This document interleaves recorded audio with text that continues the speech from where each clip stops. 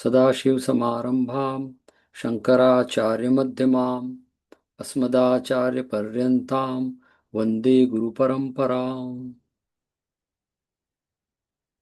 वसुदेवसुतं देवं कंसचाणूरमर्दनं देवकी परमानन्दं कृष्णं वन्दे जगद्गुरुम्।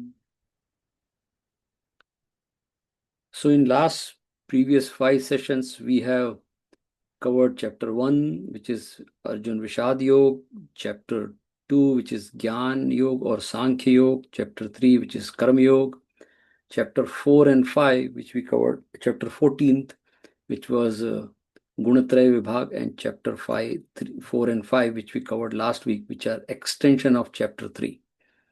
So chapter 2 is Gyan Yoga, chapter 3 is Karma Yoga.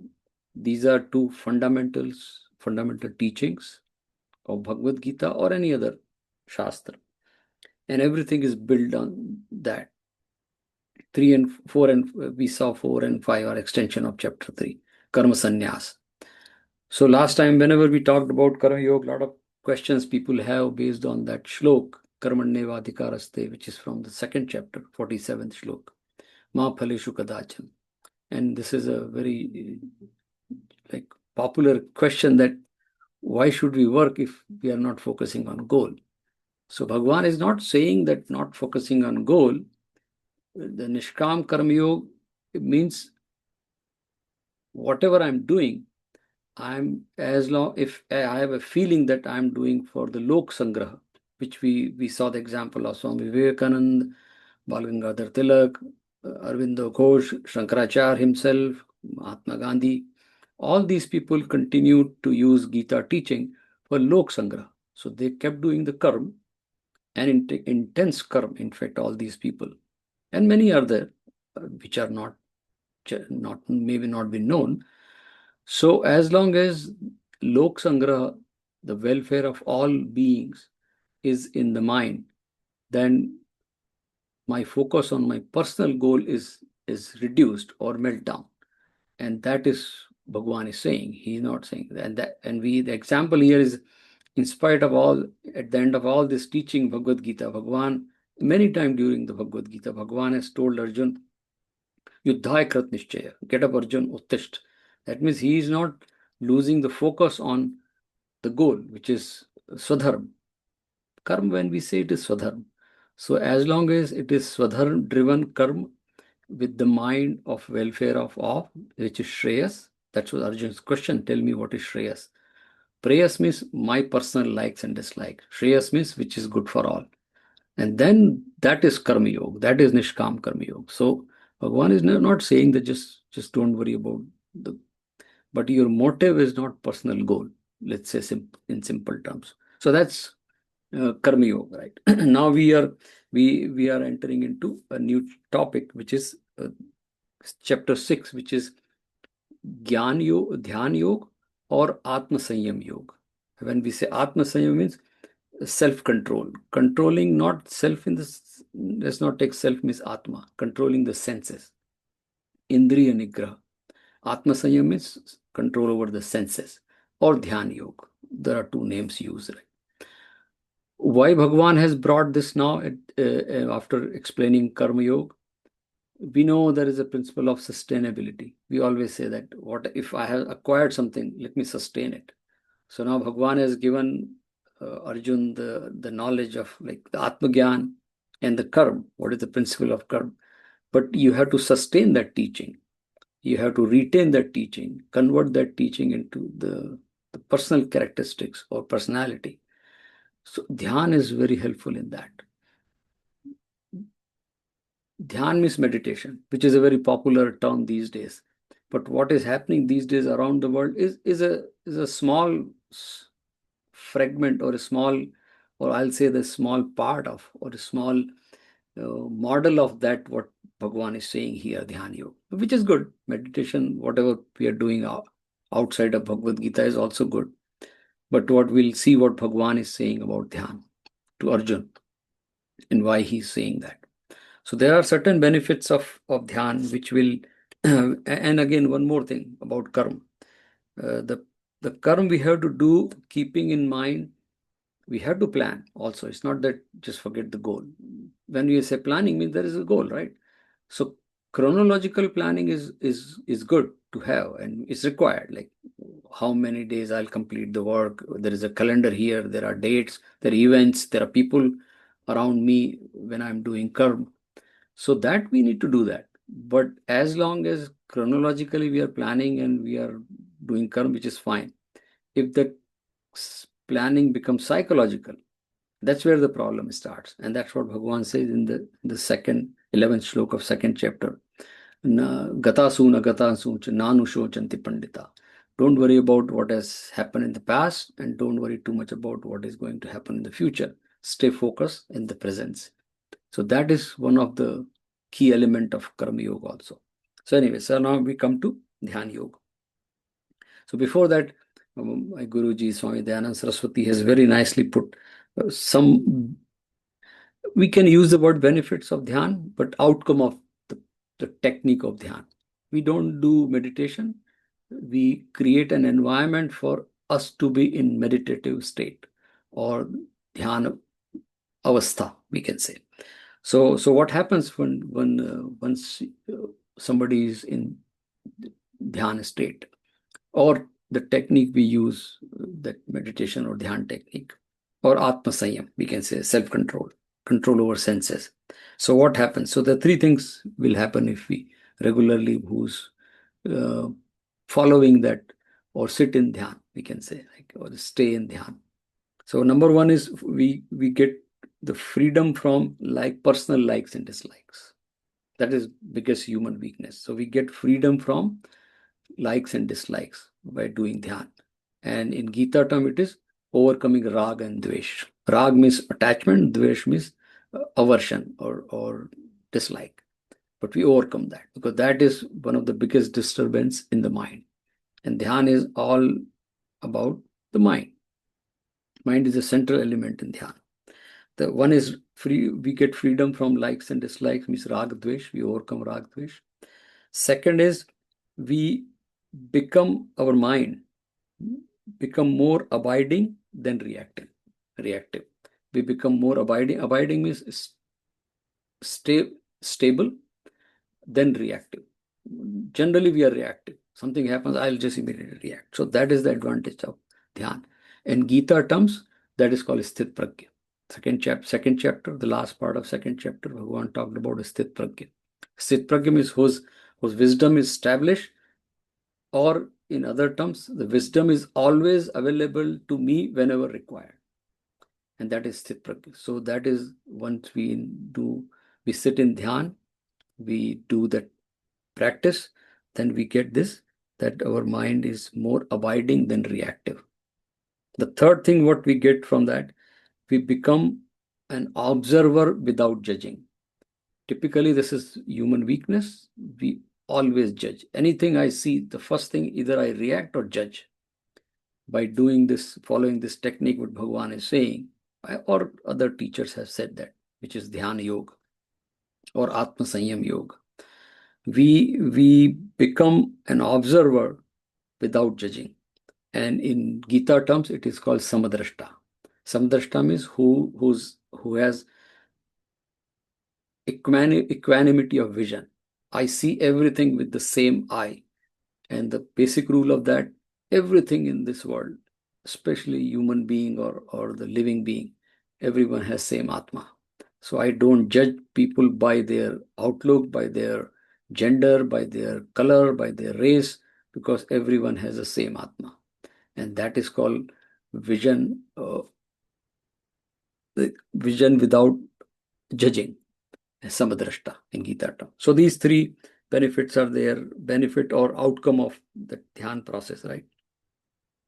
And the mind which doesn't have raga dvesh, which is sthit prag, which is Samadrashta, is eligible for learning. Any learning, not Bhagavad Gita, any Shastra, and even academics, right? If we have these three things, stable mind, not judging, not reacting, and not much likes and dislikes, then this mind is capable of learning, which in Gita terms it is Atma Vidya or Brahma Vidya. It is like that. we use a term that you cannot be loving something. You cannot make you love something. That you cannot do. It happens. There's a Hindi song that प्यार किया नहीं जाता प्यार हो जाता है. You don't practice someone to love. It happens, right? Similarly, dhyan also. You don't practice. When you create that environment, we saw in 14th chapter, when sattva is higher, we overcome rajogun and tamogun. Rajogun is passion, tamogun is inertia or sloth, and sattva is the purity, that awareness. Then automatic dhyan happens, right? So we don't, it's like that sprouting up. We don't say that I'm planting a tree. We say I'm planting a seed, a tree will come out of it if we create an environment for seed to become a tree. It's like that. So dhyan happens when we create this environment, and that's what we are going to see. Bhagwan is going to that. So it's a preparation for a mind to be in meditative state. So let's take few shlok which which cover this chapter. So let's go to okay. Now again, Bhagwan is saying that one is that all this technique, including Atma Sanyog, Bhagwan says you are responsible, and in Karma Yoga also the same principle. You are accountable for your work and the outcome. So there is a shlok number 5 of 6th chapter, which tells, which reminds, and Bhagwan is a teacher, always give some message in the some like disclaimer or the instruction at the beginning, then the teaching, and then the outcome. All chapters you will see the same way. Right? So there is a 5th shlok which says, Uddaret Atmana Atmanam na Atmanam Avsadayet Atmaiva hi Atmano Bandhu Atmaiva Ripu Atmanah. So Bhagavan is saying one should uplift oneself. One should not lower oneself, for the self alone is oneself friend, and self alone is enemy. If I work towards raising myself, like Sattvagun or the good work, Sattvagun is a term from Bhagavad Gita, but anything which will make my consciousness, my chetana uplifting, that is, then I am my friend. But Bhagavan says, Avsadayet, the word he is used, Avsad. Avsad means depression in simple terms. But if I am depressed, I'm responsible for my own depression because I had done something which was lowering me down. So Bhagavan said that in that sense, you are your enemy. So the bottom line is the same. We said, not judging. Nobody else is responsible for my depression or avsad. I am responsible. Let's take, or if I am progressing, nobody else. I mean, we can get help from other resources, but I am responsible. So in that sense, I am my own friend. I am my own enemy. Nobody else. And you are accountable. We call it accountability in corporate terms. So that's stroke number 5. Yes. Now we move further.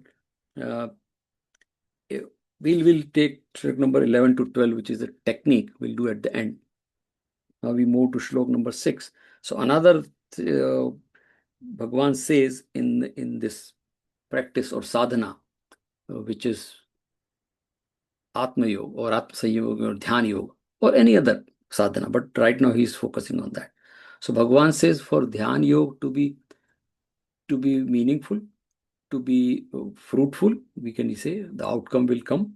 But there are certain, like when Bhagavan says you're responsible for your own upliftment or your own depression. So there is another shlok, 17th, where Bhagavan is talking about the moderation in life. We cannot be extremist in everything. Bhagavan is always finding, like Bhagavan Buddha, he worked all his life on middle path. His teaching was middle path. And that's what Bhagavan is saying here in this shlok, 17th shlok of 6th chapter. Yuktahar viharasya yukta cheshtasya karmasu yukta swapnavabodhasya yogo bhavati dukkha. What Bhagavan is saying here, that dhyan yoga or yoga becomes the removal of all the sorrow or sufferings. Dukkha. Yogo bhavati dukkha means dukh or suffering are removed through yoga. When you have both moderation in eating and recreation, yukta ahar viharas. Yukta ahar means consumption, not only food. anything we consume from outside. I mean, the resources are there in the world we consume, but we have to be moderate in that. And viharasya means recreation or entertainment. Be moderate, be balanced, be regulated. Yukta cheshtasya karmasu. That is very powerful. Even in action, whatever I am doing, let me be moderate, let me be regulated. And we call it the word workaholic, right? The word, this is exactly opposite of workaholic. Workaholic means you don't have, yukta means regulated or controlled action. Workaholic means just keep working. Bhagavan is saying, no, be moderate in that. Don't become extremist in anything. And then Bhagavan says, yukta swapnava bodhasya. Bodh means awakening. When you're awakened, be moderate. And that's what. So awaken means consuming ahar, vihar, and karma. Everything is happening when you're awakened. But if you have that moderation, even in swapna also you will be moderate. Because we see, swapna means dream. We see dream what we do during the day or what we think. But if I am thinking, doing good thing and I am positive or I am sattvagun during the day, then my dreams will be better too. Otherwise, you'll get the frightening dreams. So that's what Bhagavan is saying. And that is the lifestyle. So basic is, the message is moderation, regulation. Don't become extreme in doing anything. And that is a condition for Dhyan Yoga to be meaningful or fruitful, right? So that's number 16. So now Bhagavan says in 25 shlok, this typical question, and maybe Arjun must be thinking, or Bhagavan can do the reading of Arjun's expression or body language. And this question has come that how long will it take?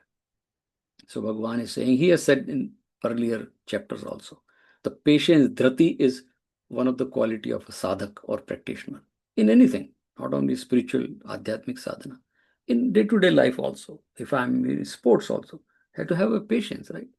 So that's what Bhagavan is saying in 25th shlok. There's another instruction.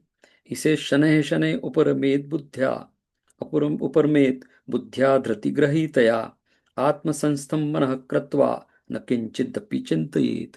So Bhagavan is saying that one should withdraw mind gradually, or it will happen gradually. We can say both ways. Keep doing it. Endowed with dhrati, perseverance. Just be patient. Keep doing the abhyas or practice, whatever. And by doing this, when the mind abides in Atma Sastha means I realize that I am this Atma, not the body. Like, who am I? Answer to who am I? We start realizing slowly, and when we do the meditation, we'll see that, right? Or when we sit in the meditation, we'll see that. So, and then Bhagavan says, just do that. And he says in the word, he says, kinchitapi na chinte. Don't worry.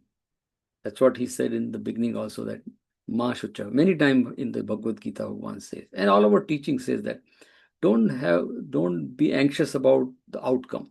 Just remain in the medium. So Bhagavan says, na chinte. Chinta is a disturbing element. Just keep doing it with perseverance, with rati grahitaya. With perseverance, if you do that, dharya yukta, with dharya, you will shanay uparmed. Slowly, you will see that our senses are withdrawing. And this is practical. This is not a theory, Bhagavan. We all can do. I personally have seen in my life, it happens. You will see that your senses are slowly withdrawing. Withdrawing from what? Unrequired things. We are not tempted towards what is not supposed to do that. I supposed to do that. Whether it's Rajogun and Tamogun. It happens. That's what Bhagavan is saying. And his teacher is giving the guarantee. So yeah, so that is like what happens during the process of Atma Sanyam or Dhyan Yoga. Now, I'm sure Bhagavan is saying, Arjun, and Bhagavan is a good teacher, and all our teaching Vedantic, we are allowed to ask questions. So Arjun must be, and Bhagavan giving chance. Now maybe Bhagavan has given a pause there. So Arjun has a question, which comes in shlok number 34. So very, very wonderful question, very pertaining to all of us. In fact, he is asking on our behalf, it looks like, right? So 34th shlok, Arjuna uvacha, And he is saying, Chanchalam himana Krishna pramati balvadranam tasya aham nigraham manye vayurev sudushkaram. He's saying, yeah, I understand what you're teaching Sri Krishna, because he's a teacher, right, for Arjun. But I mind is very fickle, very turbulent, very powerful, and I consider it very difficult to restrain it, like the wind. When wind is blowing, you can't control the wind. Each wind has its own course. And he's saying mind is like that, very turbulent, very stubborn. The word he has used, chanchal, means very like fickle. Pramati, very stubborn. Balvadram, very powerful, like what? Like Vayu. Like Vayu. You cannot control wind. So mind is like that. Who's saying this? Arjun. We have been listening when we are kid, and even now kids, we read those Amar Chitra Katha stories, and Arjun is a character taught, and we all know in our childhood we have heard stories of Arjun. He was one of the most focused student of Dronacharya. There are stories like he was able to just shoot the eye of a bird kept on a tree during the exam Dronacharya gave. We all know that Arjun was known for his focus, the best archer of his time. He's saying at the age of almost 70, 75 that my man is not even, look at that. We are all ordinary human beings, right? So there is no, we all have the wandering or fickle mind or turbulent mind. It is a human nature because of Rajogun and Tamogun, 14th chapter. Sattvagun makes us mind get stable or quieten. And that's what the whole practice. So Arjun is saying. So now he's saying, so now he looks at Bhagwan after saying that. It's very wandering mind, right? Very fickle, very turbulent. Now look at the answer Bhagwan is giving, shlok number 35. Shri Bhagwan Uvacha, Bhagwan is saying, Asanshayam Mahabaho Manodur Nigraham Chalam Abhyasentu Kaunteya Vairagyena Chugrayate. And he says, yes, I accept. Like a good teacher, right? A good teacher will not say that, hey, I already explained to you, don't you get it? He's saying, I accept Arjun. Arjun, undoubtedly, Bhagavan is saying, asanshayam. Undoubtedly, the mind is difficult to restrain. I accept. Mano durnigraham. Durnigraham is very difficult to control, right? But there are two ways, and this is the teaching. All our Shastra, Sanatana Dharma or any other teaching, even look at Buddhist teaching, there are two things we need to do. Bhagavan is saying, abhyas, practice. And we'll do the practice at the end. Bhagavan has told how to practice. We'll do that, right? And Bhagavan says, second is vairagya. Vairagyena cha grahiyate. Grahiyate means we can bring under the control. Grahya means, bringing mind under control. About control again, here is a channelization, not suppressing. Control means regulation, not suppression. Remember, in Shastri term, whenever we say grahyate, it's not a controlling, it is regulation or channelization of that energy. Mind is useful. Mind is not useless. It's a part of me. It is a reflection of divinity. So Bhagavan is saying, by sabhyasen to vairagya, there are two things. Abhyas, practice, and vairagya. Vairagya means, a simple translation is by being detached. Detached in the sense, not running away. Whatever is needed, I should do that. But if it is done, I can let it go. So vairagya, we should say, V means negation of rag and dvesh both. We should supply vairagya means vairagya dvesh. So rag means attached, likes or attachment. Dvesh means dislike or aversion.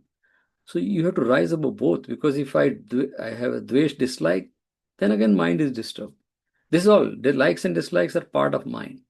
Likes means mind is again getting disturbed. There are thoughts, there are movements, emotions, and dislike is the same thing. So Bhagavan is saying vairagya means overcoming. Use vairagya, little bit detachment from both likes and dislikes. Not detachment means overcome that and rise above that. And that is vairagya. So in Vivek Chudamani, Bhagavan Shankaracharya has given an example. He says, like bird cannot fly without two wings. If we cut one of the wing of the bird or even aeroplane, it will fall on the ground. Bird cannot fly. Similarly, a sadhak who is a practitioner who wants to enjoy this learning of adhyatmic science, spiritual learning, then you need to have two wings. One is abhyas, second is vairagya. Without these two wings, you cannot fly in the sky or in the sky or universe of spirituality. You have to fly. Fly means that anand. You have to have both abhyas, two wings, abhyas and vairagya. That's what Bhagavan is saying. So with that, almost Bhagavan has completed all the principle or the core teaching of Dhyan Yoga or Atma Sanyam. And there are few more shlok you can read later on, go through the entire chapter. But the last shlok of this chapter, Bhagavan is almost last, like 46 shlok. Bhagavan says, we'll take that and do that, the Dhyan technique which Bhagavan has taught. So Bhagavan is saying in that 46 shlok that Tasmad Yogi Bhavarjun. He says Tapasvibhyo Adhiko Yogi Jnanibhyo Api Matodhikah Karmibhyach Adhika Yogi Tasmat Yogi Bhavarjuna. So Bhagavan is saying, yeah, karma is required, and then there are people who do karma, then there is a Jnana Yoga, and that is also fine. And Bhagavan says it's not like a better, but is a ladder. So by doing karma, we prepare ourselves. By doing jnana, we understand why we are doing the karma. And then dhyan is assimilation of the teaching. So Bhagavan says, therefore Arjun, become tasmat yogi bhavarjun. So we should say tasmat dhyana yogi bhavarjun. Bhav means become. So Bhagavan is saying, become a dhyan yogi Arjun. Do dhyan. And we saw in the beginning, dhyan benefit. We use the word benefit, but the outcome. When we sit in dhyan, when we prepare ourselves for dhyan, the outcome is that we overcome the likes and dislikes. I become an observer without judging, and then I am abiding in stable state of mind rather than reactive state of mind. That's what that's what Bhagavan is saying. When Bhagavan says Dhyan Yogi Bhavarjun means this is what the goal. So karma and jnana required, but dhyan is which makes us sustain the whole understanding, the principle, the teaching.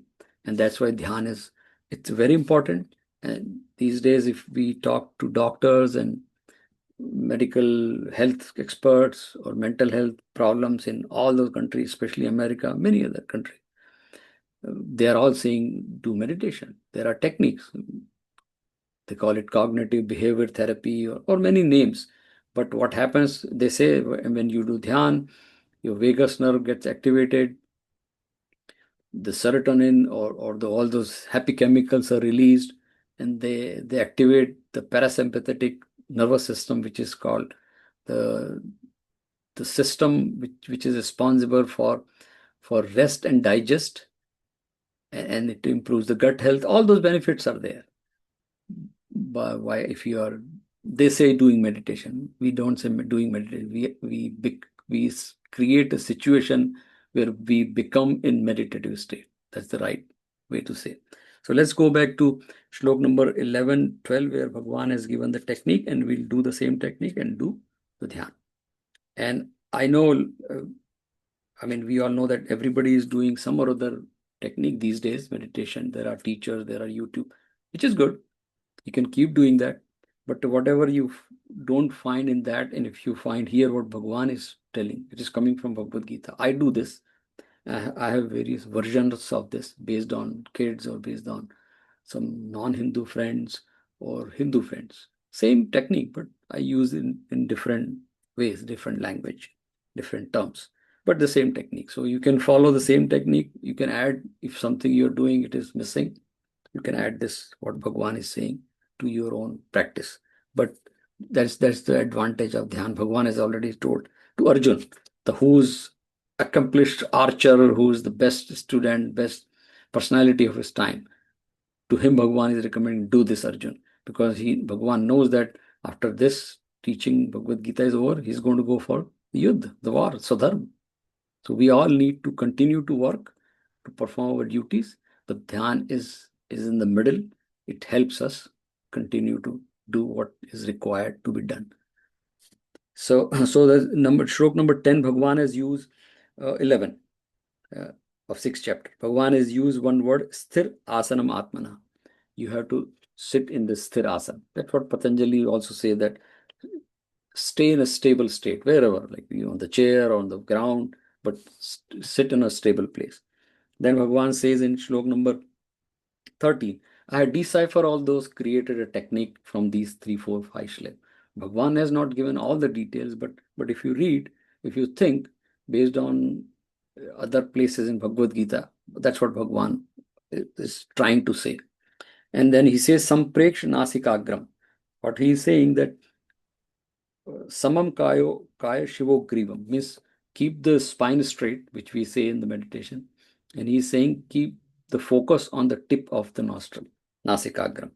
So here the technique which is already given in 14th chapter and 13th chapter, Sankhya Yoga. Sankhya Yoga tells that we are made of 5 elements, Panchatattva, and this is actually Panchatattva Dhyan, what Bhagwan intend here, I'm sure.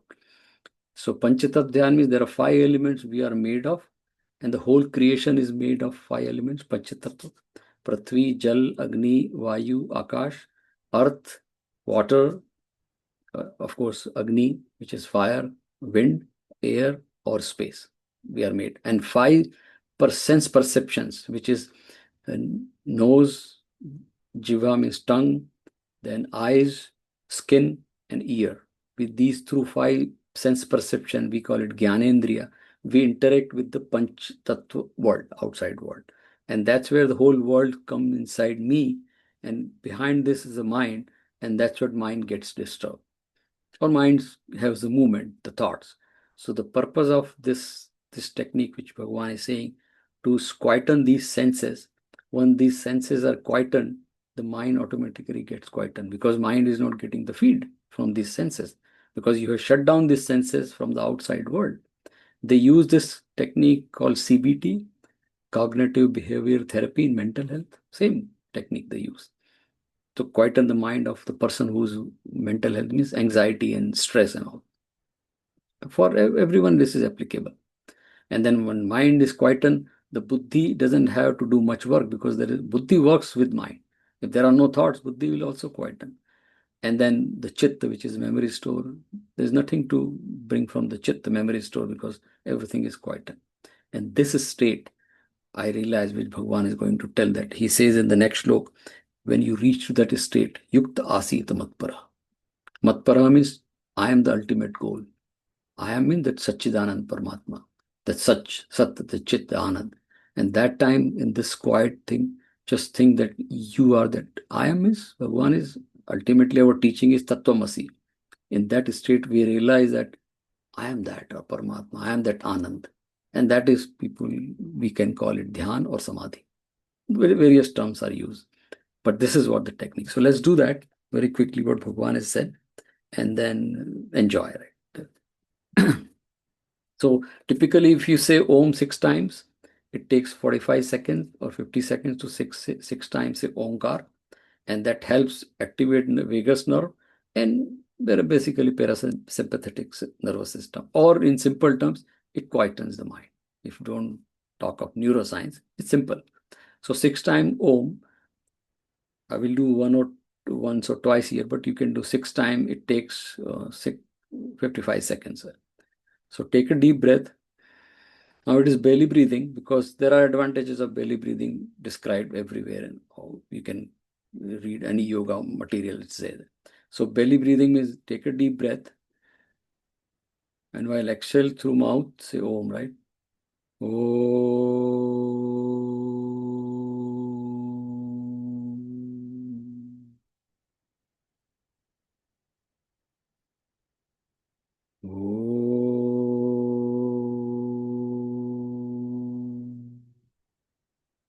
You can do it 6 times, 10 times. It takes 1.5, 1 to 1. That helps quieten the mind. Now Bhagwan says, keep the focus on the nasikagram, is tip of the nostril, and bring image of Prithvi Tattva, because through the nostril or nose, which is a sense perception or indriya, Gyanendriya, through which we interact with the earth element. The smell comes through nose. Smell means earth element. So bring the image of Prithvi. For us, Prithvi is Bhudevi in the mind, and keep the focus on the tip of the nostril. Now this time, slow and shallow breathing. It is not a pranayama.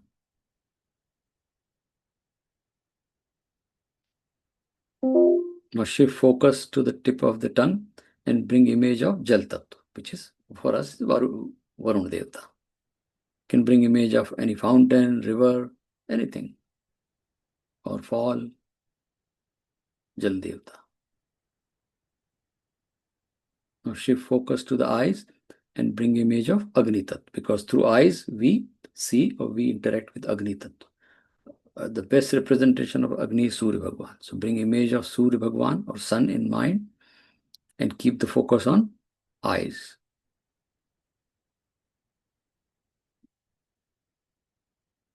Now shift focus to skin and feel Vayu. We cannot see Vayu, we cannot touch Vayu or wind.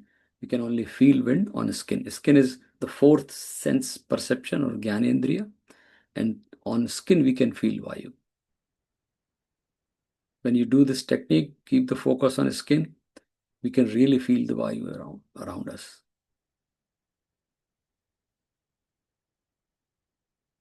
Now the fifth element is space. Space we cannot see, we cannot touch, we cannot feel. The only way we know space is that because sound travels in space. So when you keep the focus on ear, which is the fifth Gyanendriya perception, sense of perception, we can hear some distant sound. My voice is coming to the ears, right? Your ears. That means sound is traveling in space. That means there is a space around me, there's a space inside me. In fact, all these elements are outside also or inside me, because I am made of Prakriti.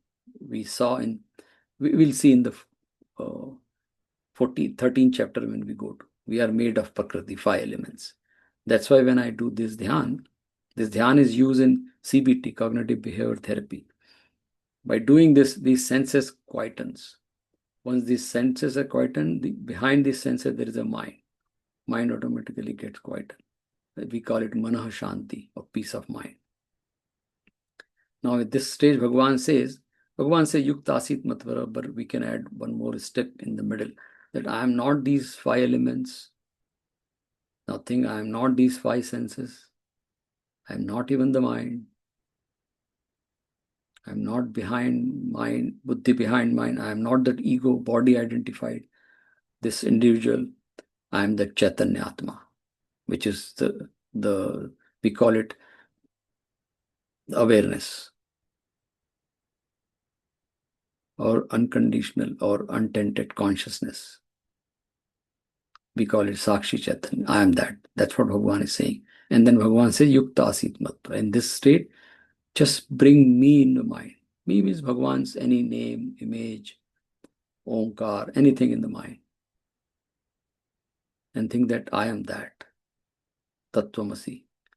In this state, when we practice again and again, this happens that the difference between me and Bhagavan, devotee and Bhagavan, is also resolved. That is called Advait.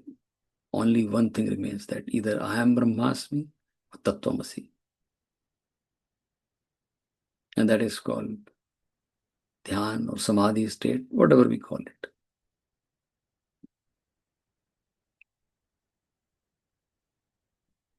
And based on the time, you can do this for 10 minutes, 20 minutes, whatever time available. But at least it takes 3 to 5 minutes to do this.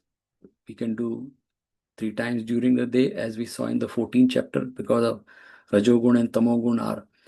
Sattvagun is higher in the morning, do in the morning. During the day, Rajogun is higher than during the day, like mid afternoon time. And then evening, Tamogun is higher, so do again in the evening to balance those. And then whatever benefits we already see that. And we can end with Om, right? Om Shanti, Shanti, Shanti. So this is Atma Sanyam Yoga, Dhyan Yoga chapter, where Bhagwan has given the technique also to Arjun, for all of us also. So we'll do that. So I'll stop here. There's a class going on, and then teacher was asked after this kind of discussion, Dhyan Yoga. Teacher said, can you give one statement after listening all that about Dhyan? So one of the students says that in Hindi I'll say and then translate in English. ध्यान से मन शांत होता है. By doing meditation, you get the peace of mind. The second student said, शांत मन से ध्यान होता है. Look at that. Now he says, by meditation, mind become quietened. The second one says, no, the quiet minds, you can do meditation. With Shantman, you can do meditation. That's what we use all these, see these sentences all over internet world, right? Or different teachers say different way. ध्यान से मन शांत होता है means by meditation you can quieten the mind, or by quiet mind you can do the meditation. Teacher heard both of them and he said, yeah, both are right, but let me modify that. And he says, actually शांत मन ही ध्यान होता है. That means when the mind is quietened, that is dhyan. There is no separate thing dhyan. So when the mind is quiet, that is dhyan. And in this, you don't have to do anything. There's no exercise here. And how the man gets the chant, if we go back to Sthit Pragya, second chapter, if we sixth chapter again, many times Bhagwan has said in the Bhagavad Gita that the whole technique is to make the mind samatvam, means always in a state of equanimity, and that is dhyan. So that's what people say that Buddha, Bhagwan, or many other teachers, they used to have even walking meditation. While they're walking, they're in meditative state because their man is shant, man is peaceful. That's dhyan. So while that is karma yoga, in karma yoga, Bhagwan says stay in the medium, means Bhagwan is telling Arjun that keep doing the yuddha and keep me in mind. Me in the sense, keep the mind peaceful and continue to do the yuddha. Yuddha and shanti can coexist as taught by Bhagwan Shri Krishna, right? So with that, we'll stop. We'll continue next time with the seventh chapter. So again, this is Atma Sanyam Yoga and Dhyan Yoga, and there is a technique given. And let's use that and continue to use our knowledge, awareness, Gyan, and Karma Yoga with the help of Dhyan Yoga. Hari Om, Jai Shri Krishna.